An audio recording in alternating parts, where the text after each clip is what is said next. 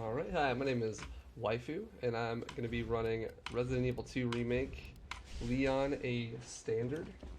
Basically, that means it's the Leon first category on the standard difficulty. There's a few things that are with the standard difficulty that are different than the other difficulties. With assisted, the easiest difficulty, you automatically heal up to caution when you go lower than that, and you also have aim assist.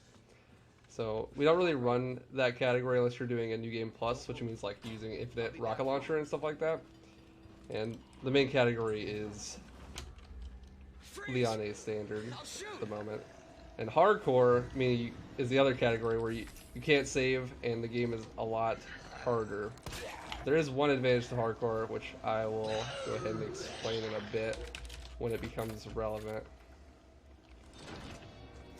So first we just gotta get to this little tutorial area, the gas station. The best part of the game. Definitely spent my fair share of time in the gas station. Way too much time, if you ask me. That first zombie definitely likes to block you right there like he did to me. And that can lose a lot of time. This game's actually really optimized, so when it comes to trying to get a really good time, stuff like getting blocked by that zombie at the very beginning can be a huge detriment. Shit. It's everybody. So now our goal is just to get into that RPD so we can go ahead and solve those puzzles and get through that section of the game. When you're playing this game for the first time, it takes a long time to get through it casually, but that's mostly because you don't know where all the puzzles are or their solutions. So, but now that we do, we just go ahead and run to them and get right through it. You can actually get through the first section of the RPD in just about 9 minutes, pretty easily.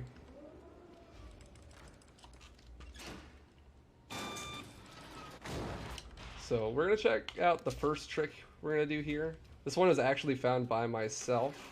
It's a little bit of a pause buffer. So most of the game, it runs off of an in-game timer, an IGT. And the game is also timed off of that. It shows you at the end of the game, which you might know, going for those S+ ranks and whatnot. But not everything in the game runs off of that timer. More specifically, this one thing doesn't run off that timer. Everything else does.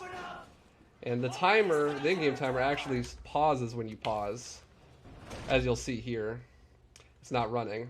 But this zombie here is actually running on a global timer, which means that when you pause, the timer's still running. So what we did there is I ran into the trigger to make him knock on the door. And if you don't know, he usually knocks on the door like 3 or 4 times before he opens it. But since I ran into his trigger and he runs on a real-time timer, if I just pause the in-game timer, his timer will run out, and then when I unpause, it'll instantly open the door. I actually found that on accident. I was doing a stream and there were construction workers outside and I had my window open, so I had to go close the window, and I happened to pause at just the right time to accidentally find that. It's a nice little 2-second time save. This is not how I imagined my first day. So now that we got our knife, the first sub-weapon in the game, and the most broken and powerful weapon in the entire game, we're going to go ahead and try to collect those 3 medallions so we can get to RPD 2 and our first boss, Birkin 1.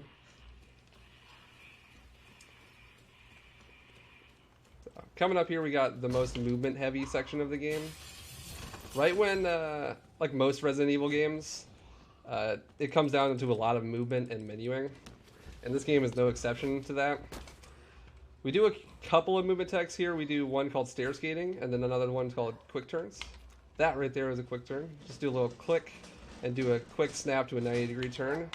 And then stair skating you might be familiar with if you've ever seen a speedrun of the original RE remake. It's a little bit different in this game. Thankfully, you don't have to button mash.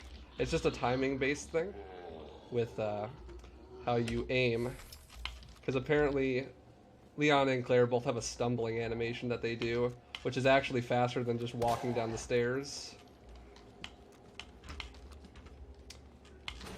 So, with the quick proximity of trying to get... Oh, that's unfortunate.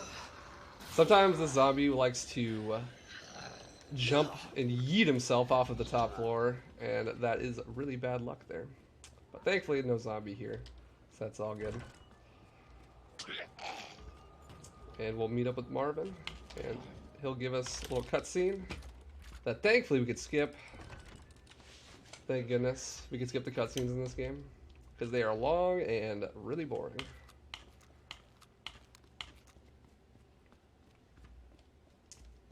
Yeah, so that was the most movement heavy section of the game, and as well as it's really aim intensive because you have to hit your headshots so that you could stun the enemies and run past.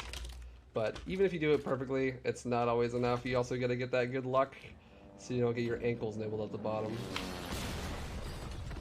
So right there I just did a little movement tech where I aimed at the ground behind me and actually tricked the game into staggering me towards... Thank you. Towards the helicopter crash by turning around right at the last second. Marvin, do you copy? Marvin! Now you saw me adjusting my inventory a little bit there, and that was because I was trying to put the bolt cutters into the first slot. Please don't be here. Thank you. There's a zombie that could be there sometimes. We call him Callahan. He kills lots of runs. Sometimes he'll grab you like literally as soon as you open the door, and there is nothing you can do. So thankfully he wasn't there. But yeah, if you have an item in the first slot, you can actually instantly use it by doing all of the input commands at the same time or right next to each other. And that actually saves quite a bit of time from having to mouse over to it. So if we're going to use an item more than a couple times, we're going to go ahead and put it in that first slot so that we can go ahead and get those quick uses. Now, so this is another corridor with got a little bit of randomness in it. First we gotta dodge this, and then this zombie is consistent, but there's this zombie at the end of the hall here which we call Bagels, and yep, we got a scary pattern. He can be pretty much anywhere around here. Thankfully he wasn't in a position where he can instantly grab you as soon as you go around the corner. That is the last of the bolt cutters. Now, this is the only other sub-weapon in the game that isn't a frag grenade that we pick up, or a knife. Get that one flash. Oh. Wish I would have got that crit earlier. That can be very useful. So I don't know exactly what the crit rate is, but if you shoot a enemy in the head, there's a rare chance that you can critical hit them and it instantly kills them. Critting that zombie I did there is one of the best ones you could get in the game, but unfortunately I got it on the last encounter, so it doesn't really help. Oh look, a liquor. Spooky. Excuse me, sir. Just coming through. So liquors have a weird AI thing going on, where if you look at them, they become way less aggressive, and sometimes will just not even attack you, like he's gonna do here. Wow, great RNG on these puzzles. So I guess I should explain these medallion puzzles. They are the first puzzles that you do in the game as Leon.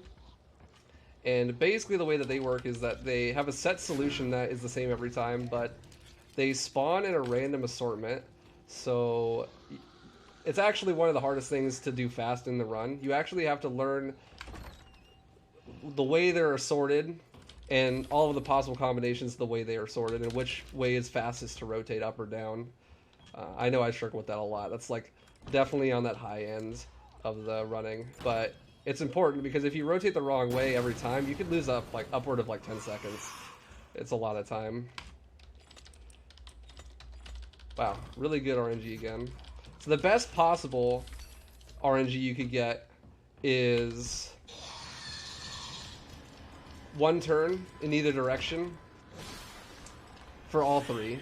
And I got that twice in a row there, which is like really lucky. Oh, and this is not very lucky. So this zombie here on the ground, if you actually walk wide right to this door, he doesn't wake up.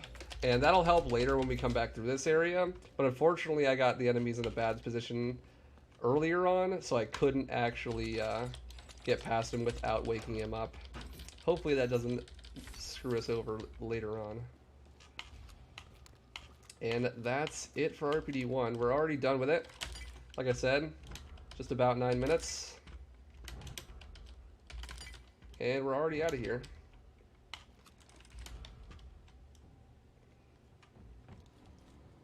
Now, the knife is interesting in this game because it is tied to the frame rate of the game. We cap the run at 120 FPS as to make it competitive, but the knife damage actually scales infinitely with the frame rate. So the way it works is when you swing a knife, its hitbox goes through the enemy's hitbox. It detects how many times you're hitting him, right? And normally, like if you cap like 60 or something, maybe it hits like 3 times, but it actually checks how many times that your knife is inside the enemy more times depending on what your frame rate is.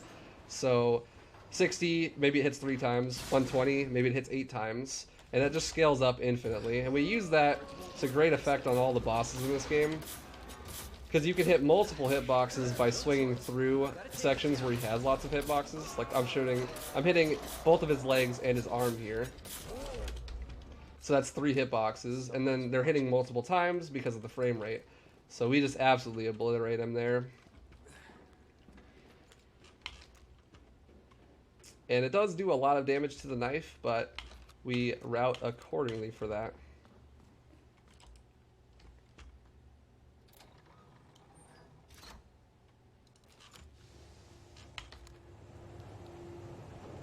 We're just doing a bit of waiting here.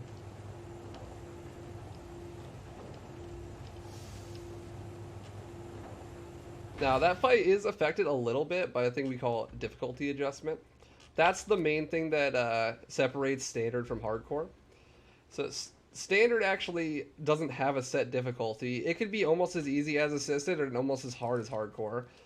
It actually changes depending on how well you're playing. So this game's difficulty adjustment is actually really interesting because it's based off of how many items you pick up. Another example of that would be one of the games that pioneered that system, Resident Evil 4, the game in the series. Its normal mode had difficulty adjustment, but in that game it was based off of like missing shots and taking damage and stuff like that.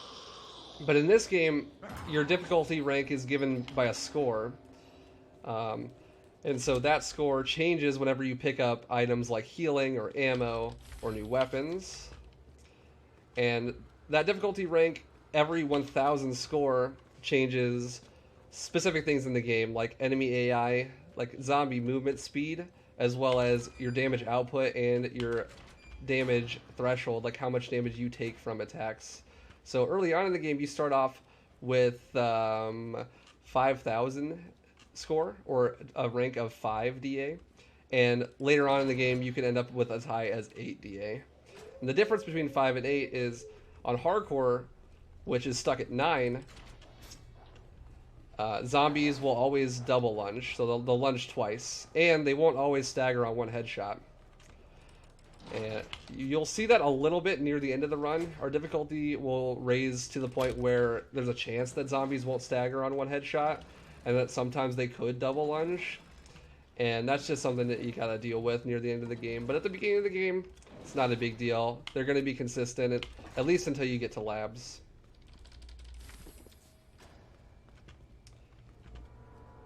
So here we're going to run up against the first dogs section of the game, and dogs are totally free. I've never seen anyone ever get hit by dogs. It's simply not possible. Let's show that.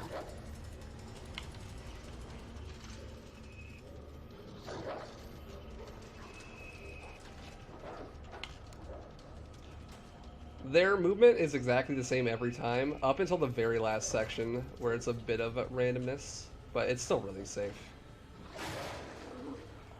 Let's do a little bit of movement and manipulation here, cause him to miss, and that Zog to lunge. Oh, got stuck on the door a bit there. Excuse me, just gotta get through here. Don't mind me, dogs. Yeah, good boys, nice. So coming up is one of the coolest parts of Leon's run. It's actually unique to Leon's run. It's called the Shutter Dodge. I'm going to go ahead and go for it. There's a safety strat I could do, but it's cool, so might as well go for it. Not a huge time loss if I don't get it either. So let's see. Do a little bit of movement tech. Beta lunge out here.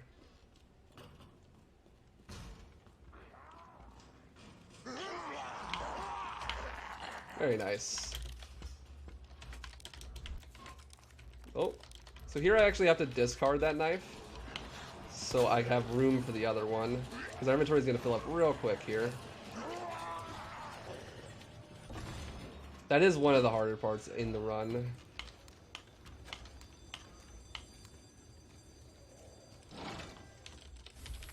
The second hard part is coming up here in a bit, where we have to do a very similar dodge, so that we can clear off that helicopter and go into the full part of RPD2.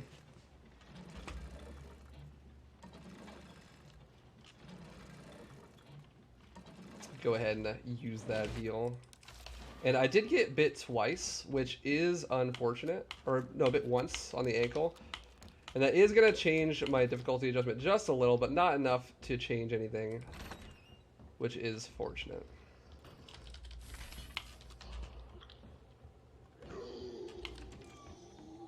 Ammo is a bit low here, but that should be fine.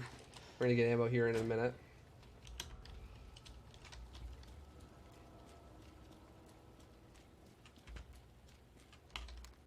Here we go. Hopefully I get the dodge. This one is a bit hard as well. Nice. Just gotta make my way out.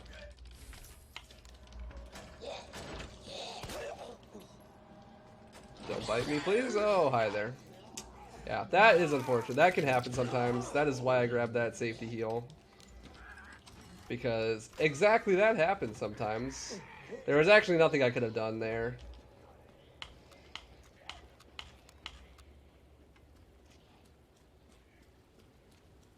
But that is fine. I came prepared. So here we got everyone's favorite part of the game, Mr. X. And he is actually very manipulatable. If you just aim at him, he'll do a long punch at you, and you just run right past him there. In a lot of casual playthroughs, he's a huge nuisance, but in the run, he's actually not too bad. We've found many ways to manipulate him and get him to do pretty much exactly what we want.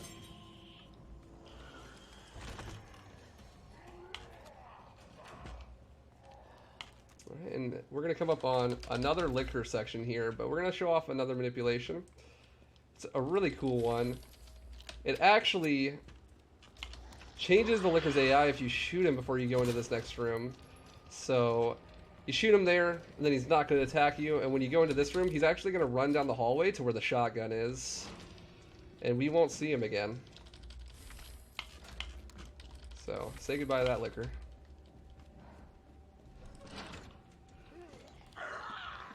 Oh no, it's Mr. X. Whatever shall I do? Later, man.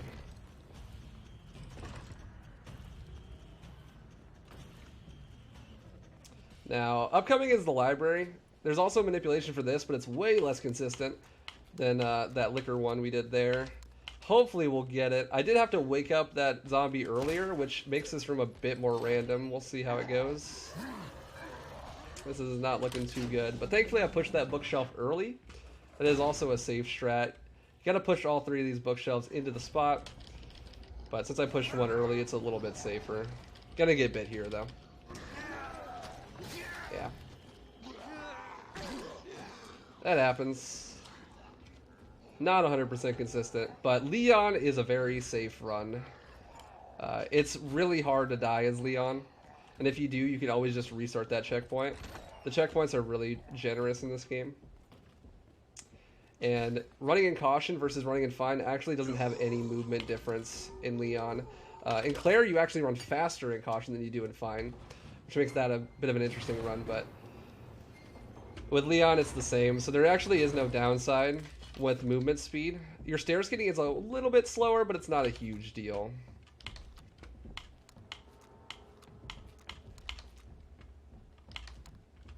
And another routing difference between Leon and Claire is in Claire, you actually go through the intended route back to Marvin through the library and use the drop down that we're going to use here in a bit to skip the Marvin cutscene where he's talking to you over the radio.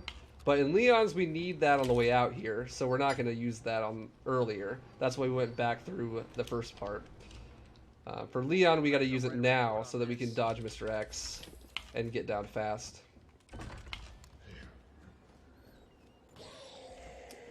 There's a bit of randomness with Mr. X here, but I believe he's on the ladder right now.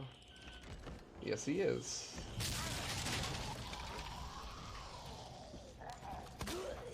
And just like library always is, the zombies are really random in there, but we came out clean. Poor Marvin. Rip Marvin. So I'm gonna grab a little fast here, get back up to full health, because there is another dog section coming up. I know I've never seen anyone ever get hit by dogs before, but just to be safe, we'll grab that heal.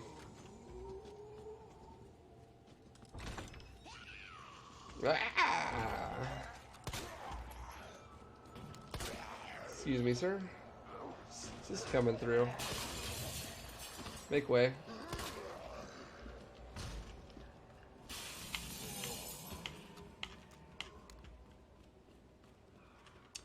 Dogs are free, so don't expect to get hit here. Hey, Bumpy. How you doing? On the real, though, this room is RNG. The dogs spawn in random places, and their AI is not consistent. Concerned Doge. Don't hurt me! I mean, what? Dogs are free. I've never got hit there before. Not once. Good thing all these zombies are stuck behind these locked doors. That's really convenient.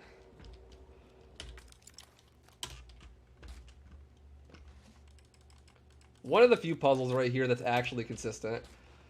When the puzzles are consistent, you can actually do them fast. Oh, I can't, but someone can.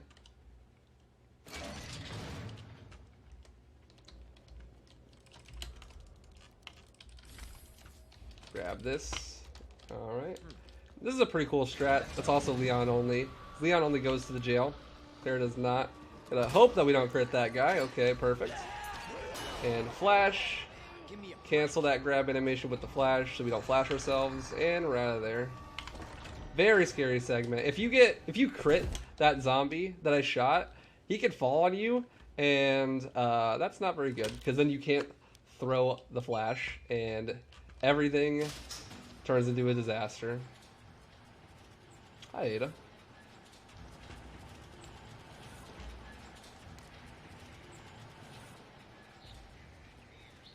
So now we're going to go to a little bit of a more slow-paced section of the game.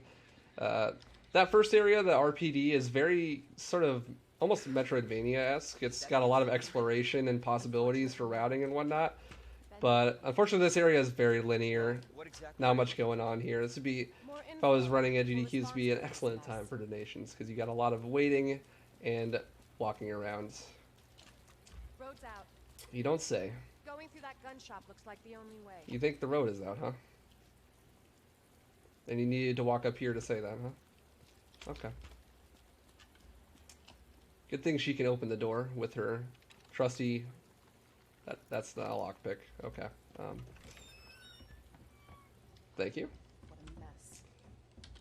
So here we're going to pick up a couple things. You'll see me pick up the shotgun barrel, which might be a little bit confusing because we didn't grab the shotgun.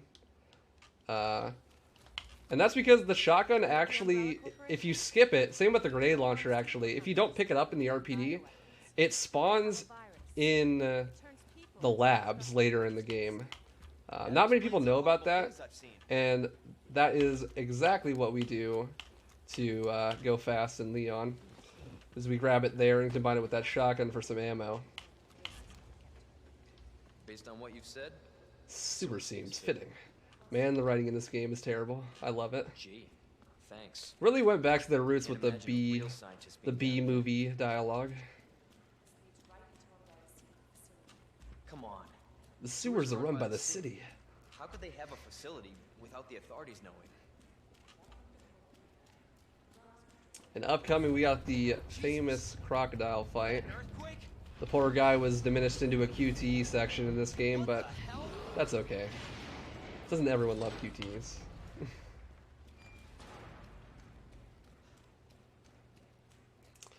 So in Leon's run, we grabbed the shotgun in the labs, but in Claire's run, we actually grabbed the spark shot.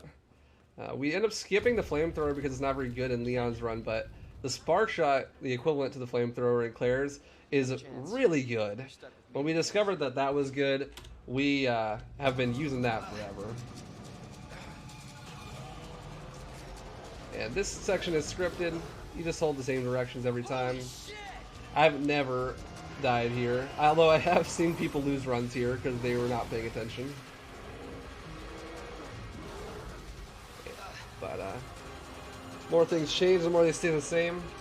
Just like the OG game, you can kill them in one shot.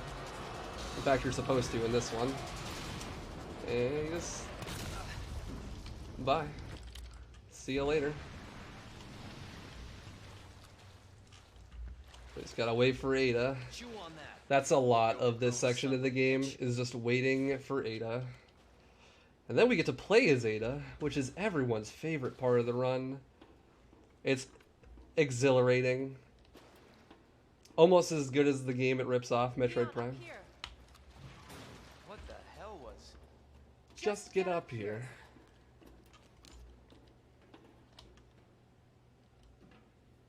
Can't say I didn't warn you.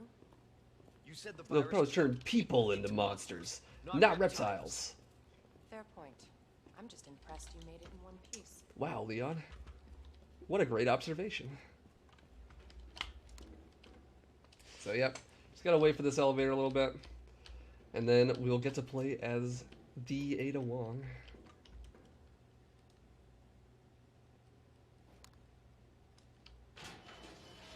So let me get this straight. Umbrella sells monsters to like that. To who? Our military? Somebody else's? They don't sell the monsters. They sell the viruses that make them. And Annette is who makes the viruses. Scary as that alligator was, Annette is far more dangerous. Yeah, and that's the big bad. Let's go get her.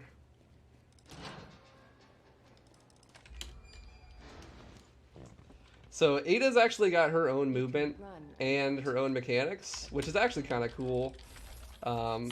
She borrows the same movement animations as, or not specifically the animations, but the same properties with her movement as Claire and the girl from the Runaway section. That DLC part of the game.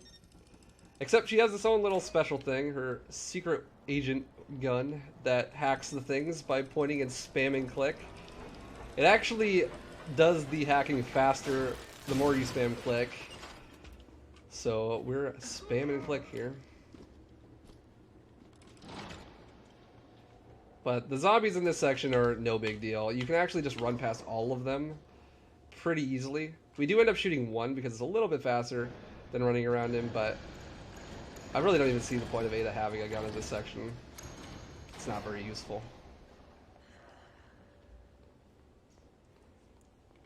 Yeet. So as you see right here, I stopped hacking that when it was like just over halfway done. And that's because when they build up momentum when you're spamming the click, which means you can go ahead and let go of them early and then just keep moving. So that makes Ada one of the most skillful sections in the game, actually. Switching from one to the other, ending right before you can, and trying to optimize every little inch out of that little sphere, that little circle that you're trying to cycle up. And I'll be really showcasing this next section, where we're stuck in a furnace.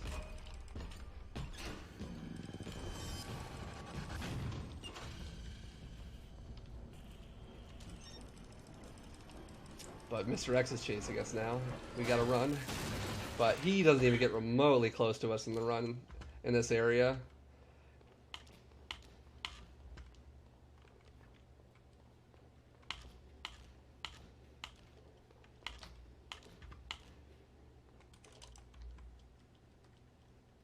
So next we got this little oven area. It's basically just a glorified section of a hacking puzzle. There are a few ways to mess it up.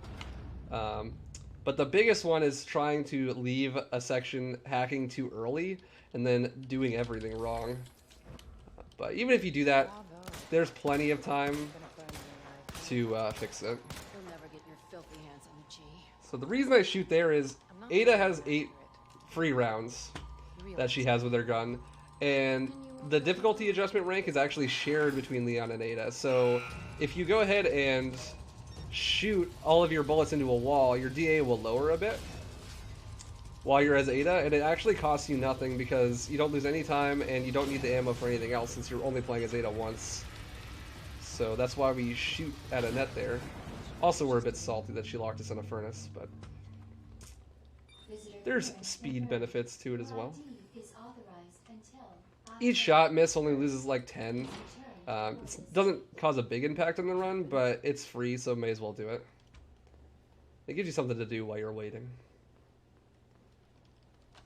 Finally, we get to play as Leon again into the best section of the game, everyone's favorite, the sewers. Where are you?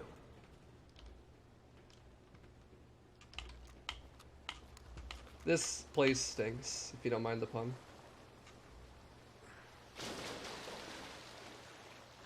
That's a pleasant smell.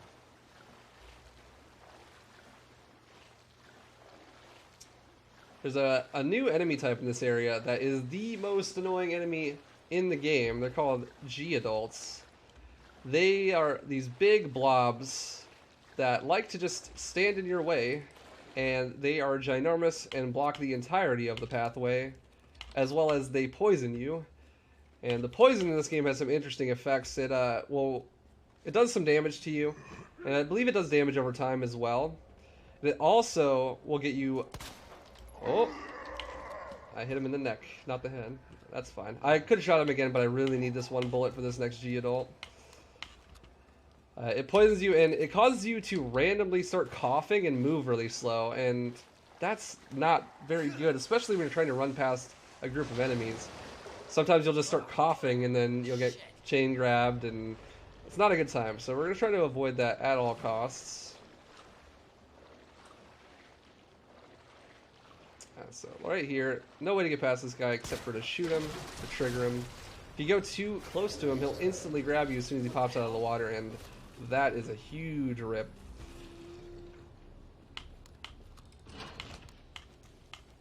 Cable car. Interesting. So the goal for this section of the game is to get into that cable car, actually. But we won't be able to do that until we save Ada. Where'd she go? We're looking for her right now. I'm coming, Ada.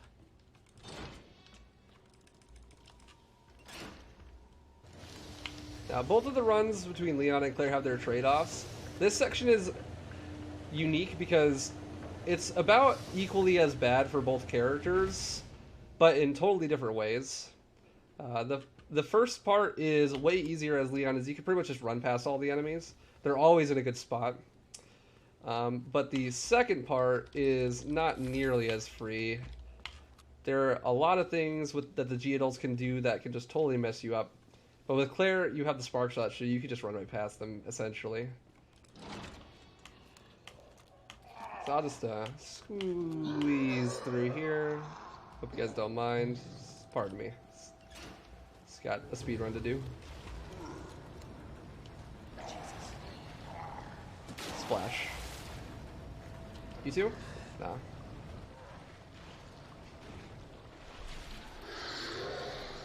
Excuse me, sir. So our temporary objective, we didn't actually go over to the puzzle, but what we need is a bunch of plug chess pieces to open the door to fight G2. And G2 is one of the harder bosses in the game. I'll explain a bit more when I get to him. But yeah, we need to be ready for that one. Just gonna collect a few things first.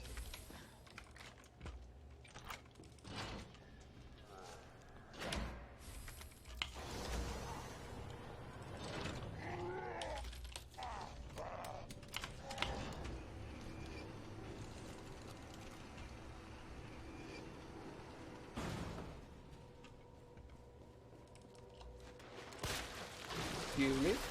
Wow, these guys in an interesting spot. Excuse me, sir.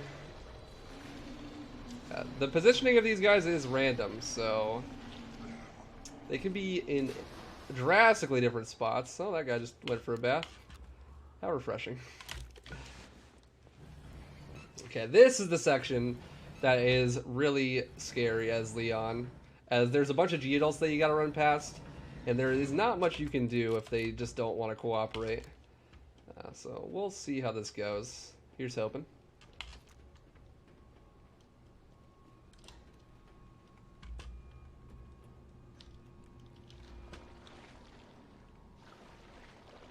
There is a little manipulation that I'm going to attempt to do here. Oh my God. If I do it right, the second Geodalt should just dive into the water.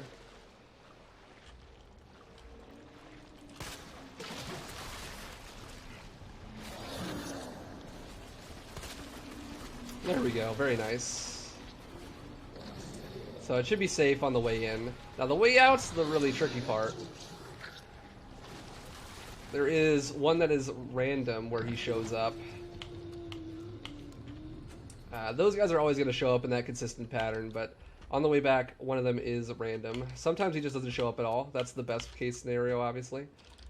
And they also have a ranged attack that you can do, that they do sometimes, which is the second best case scenario. As long as they're not completely blocking the path, that is.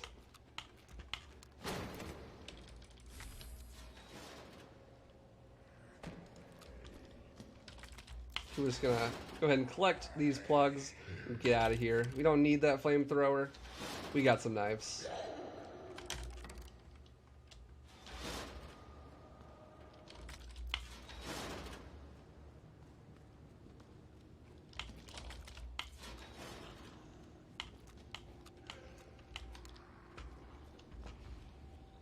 Alright, here's hoping we get that good pattern. So we can make it a little bit more comfortable on the way out. Okay, he showed up here. Let's see how this goes. Okay, plus RNG. Don't pop up, please.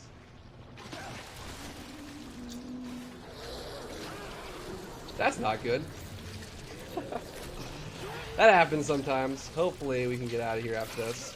If not, I can just restart the checkpoint and hope for better luck. Excuse me, sir. Okay, this should be okay. As long as I don't cough at a very inopportune time. There is some healing that we can get right after this.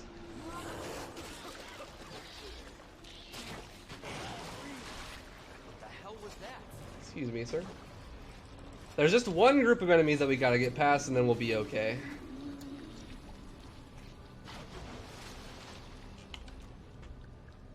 I do have a first aid spray. And you cannot use it when you're poisoned. I just learned that. Today I learned. Excuse me. Coming through.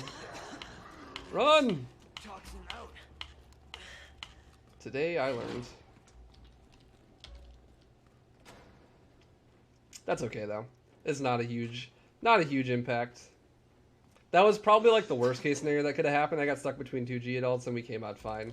So, even in like a really bad situation, this run is really safe. Which is very good for a marathon setting.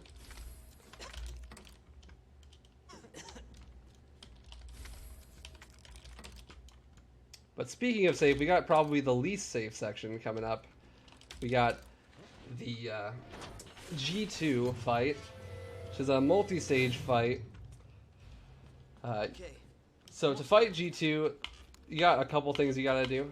In the first area, there is a section where he swings his arm down from the ceiling, but we don't like that section, so we're just gonna go ahead and skip it. Turns out, nades actually do damage through the ceiling.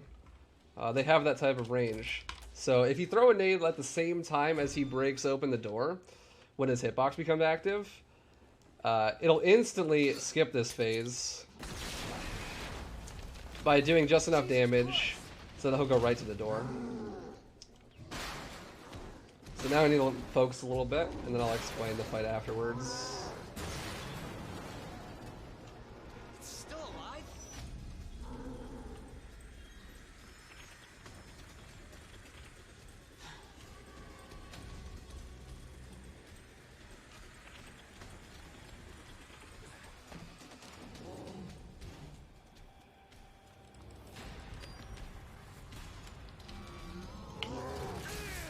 Okay, that happened.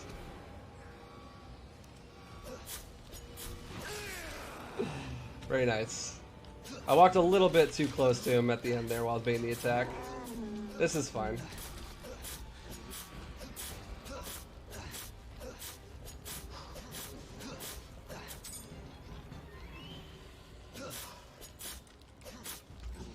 Now I got you.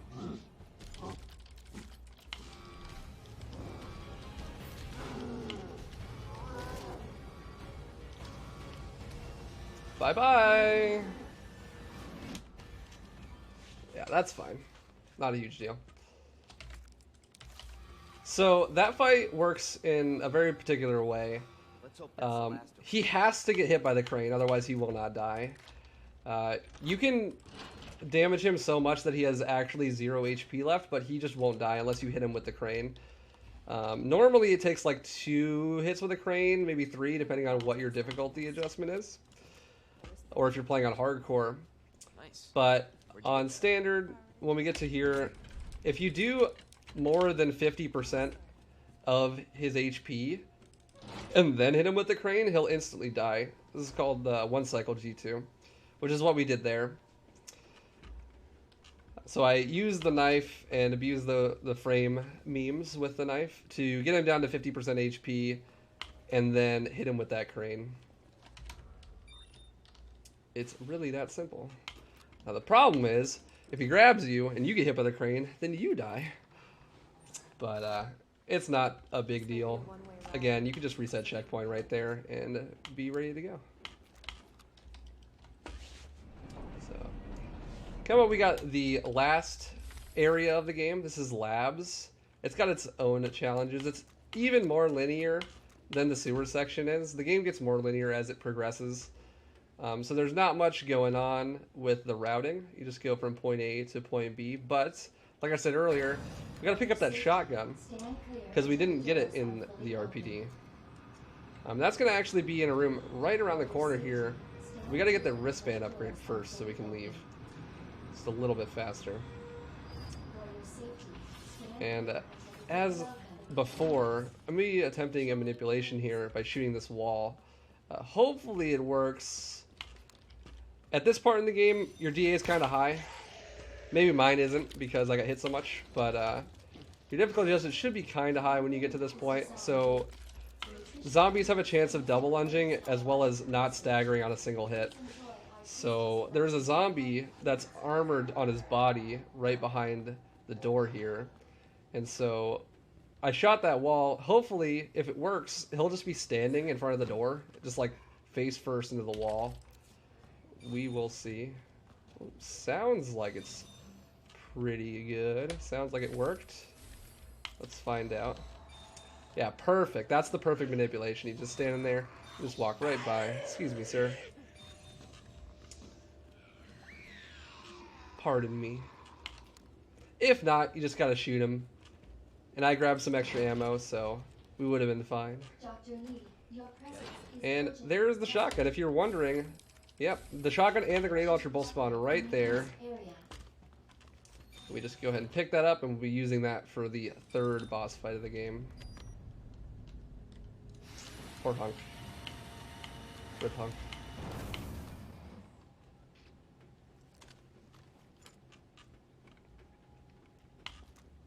So the next section we got here is a little bit scary. It is possibly the most reset heavy point of the run. There's a lot of stuff that can kill you here. We get a all new section with liquors. It's been a while since we've seen them. I miss them a bit. Except that this is not the circumstances I want to see them in. And some IVs.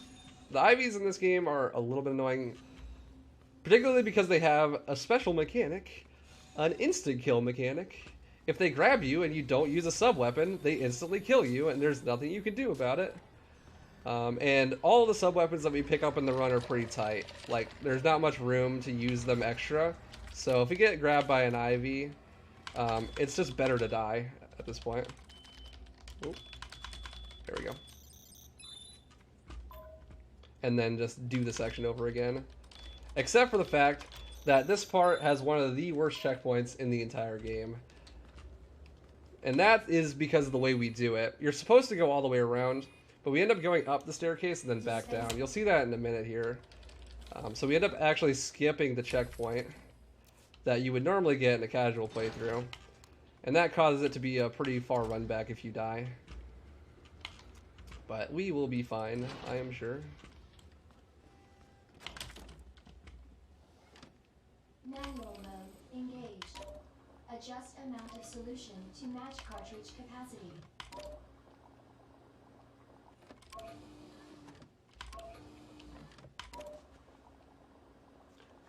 So, like we said before, liquors are less aggressive when you're looking at them, but that does not mean that that's consistent whatsoever.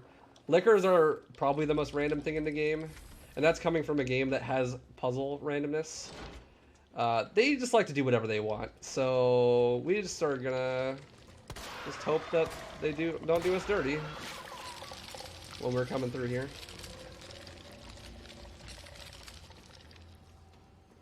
This section was an absolute nightmare to route. There's so many things that can go wrong, and there's a whole lot of enemies here. There's 3 enemies here that we're going to go ahead and yeet with a nade. They play dead, but when you come down, they wake up. And so if you don't kill them, you've got 2 liquors and 3 zombies walking around. Imagine trying to run through that. Absolute nightmare. So we go ahead and kill those zombies with a nade.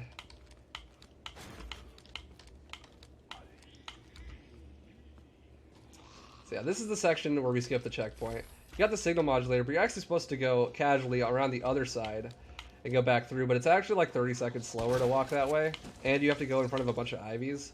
So we just don't do that, we just go back. Because where you're supposed to be going to use that signal modulator that we just picked up is here. But there's liquors here, so we must bless RNG.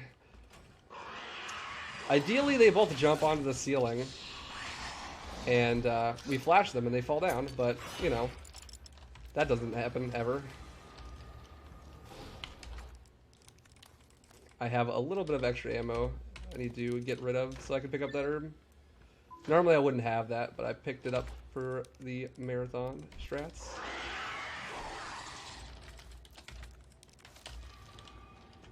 Excuse me, coming through. Alright, that wasn't too bad. Only got 1 lick. Lickers don't lick. Dr. Lee, you have 5 new messages. Who left the freezer open? Forehead. Should have packed my parka. Okay, now we just have 1 quick run back past the liquors, and that is liquors for the entirety of the run done. And we're going to attempt a little bit of a manipulation here. Shoot the ground, make them go early.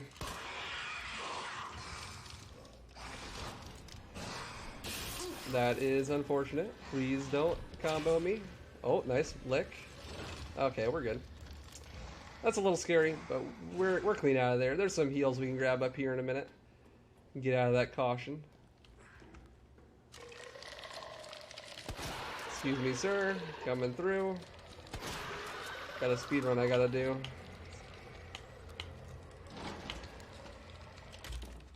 So we need 4 bullets with our shotgun so that we can do the G3 fight, which means I only have 1 more. I have no more left. I have a bunch of pistol ammo though, thankfully, and there is 1 more Ivy we gotta pass on the way out. Your actions have been logged, and you may be subject to disciplinary measures. So let's hope he's nice to me. He's in here. Where are you? Show yourself.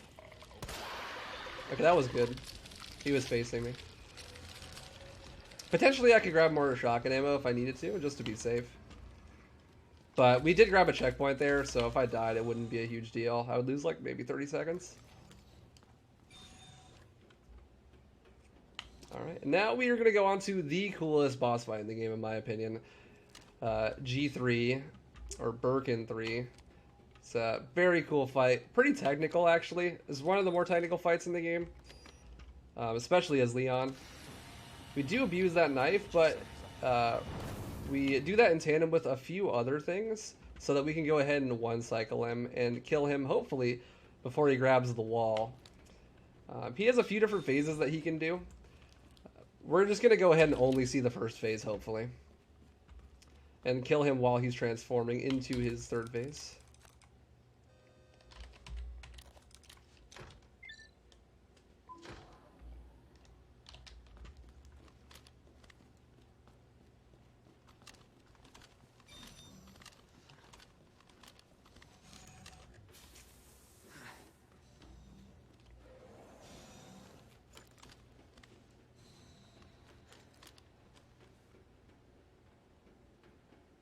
So I'm going to have to turn my graphical settings down a little bit for this. If I were doing this at a marathon or something, I would just set it up ahead of time so that I can get a decent frame rate, or do an alternative strat that doesn't depend so much on the frame rate, just letting him grab the wall.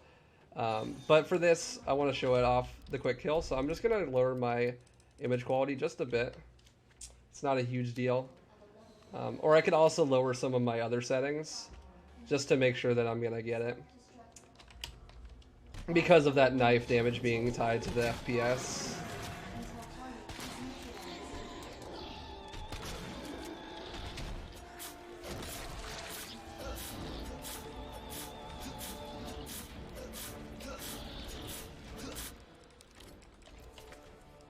So here I'm doing a little trick called knife swap.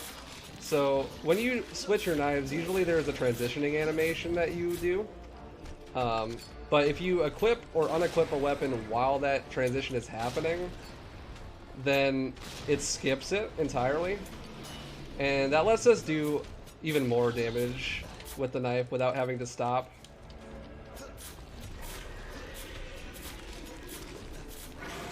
And there he goes. Goodbye, G3. Killed before he even gets to his second or third phase. So at the end there, he was transforming into his third phase, and that was the reason that I needed to switch my settings a little bit, or adjust them. And that is because he emits this really big smoky effect, and it absolutely kills frame rate for whatever reason. That's the only section in the game that's actually very frame rate intensive. It's the most in the game. And now all we got left is the final Tyrant fight. And that's a pretty cool fight. It's a little bit basic, but we'll get to see a cool manip we do with his AI. But for now, we're just waiting in this elevator. And we're going to dance our heart out. Get it, Leon?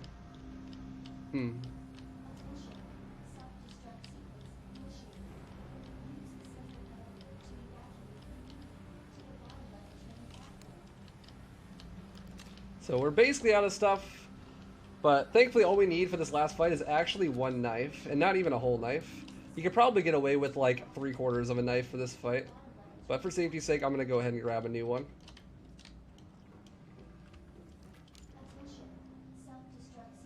And this heal for safety, just in case, you never know.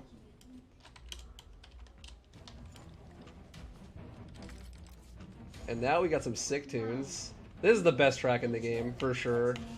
It's one of the reasons I love the remake soundtrack. Most of it's ambiance and whatnot, but this track in particular is really good. It's a bit of a banger.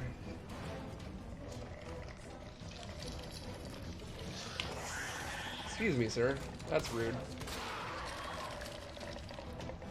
So I shot behind that guy. It actually triggers him, and he turns around and starts staring at the wall. It's not 100% consistent, but that's a good way to get past him.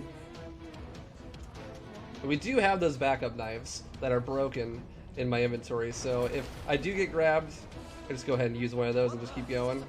And that is the same manip we did from earlier.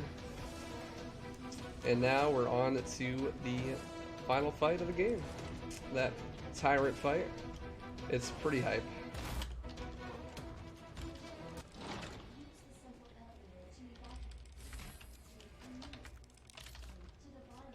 You know, he's all dressed up. So we're gonna have a dance with him.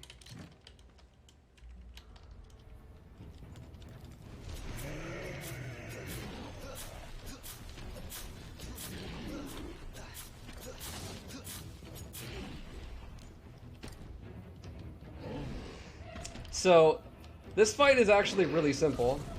It's on a timer. Once you stun him 3 times, I don't know exactly how long it is, but it starts running a timer after you stun him 3 times. And then you just have to wait it out.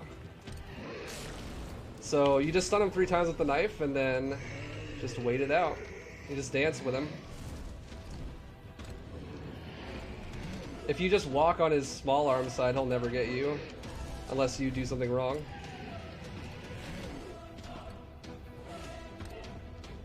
You could also get this nice dance with him too. Where you going, Mr. X? I'm over here. Where you going? You okay, dude? You look a bit lost. And this is consistent.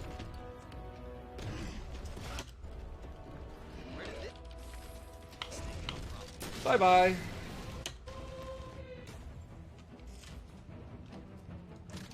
Poor guy. He just wanted to dance.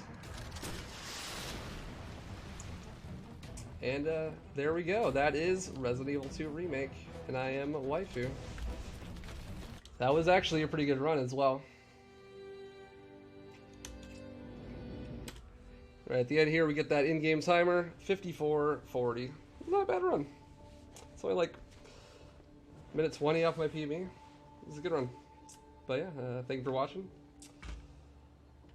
Thank you.